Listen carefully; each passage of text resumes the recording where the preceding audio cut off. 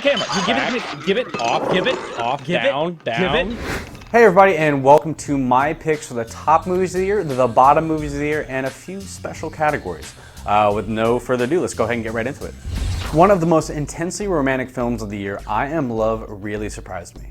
It's one of those movies that I knew I was going to dig based on the artistic sensibilities of the trailer, but the experience of the entire film is a resonant one that's not to be missed. The entire film is incredibly well shot with an air of 50s filmmaking to it, but the powerhouse climax is what really struck me. Now, I've seen audiences applaud the movies more than once, but rarely have I seen a theater as quiet and stunned as at the end of I Am Love. Luckily for you, the entire movie is streaming on Netflix as of this writing, so please give it a whirl and let me know what you thought of it. Next up is Inception. Movies just don't get $150 million budgets when they're not based on established franchises or huge licensed properties.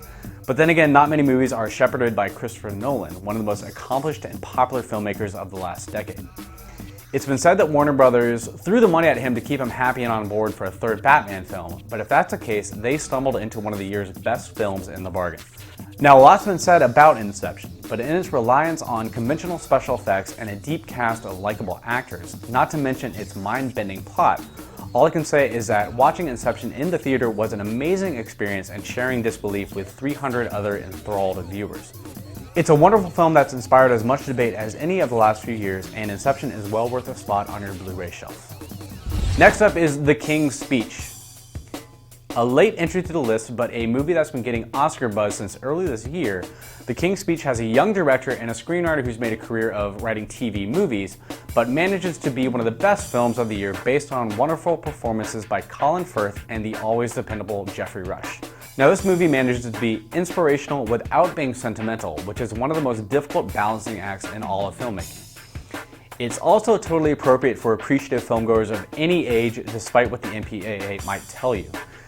It's easy to revert to cliche when discussing this film and call it uplifting or a feel-good movie, but all I know is that it's one of the best films I've seen this year.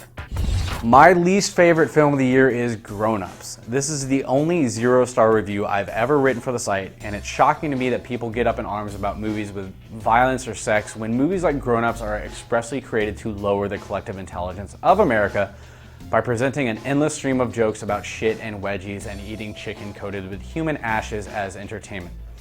And yet it made 32 times as much money as I Am Love did. I am filled with hate when I think about this movie.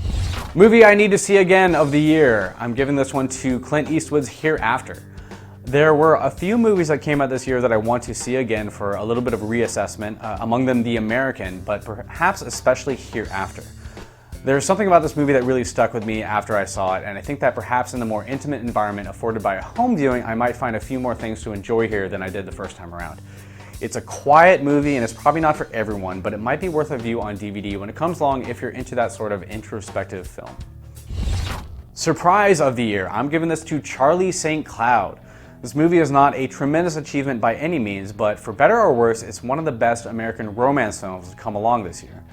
It's saddled by a tremendous amount of sentimentality, especially in the last half hour, but the central performance by Zac Efron is shockingly good.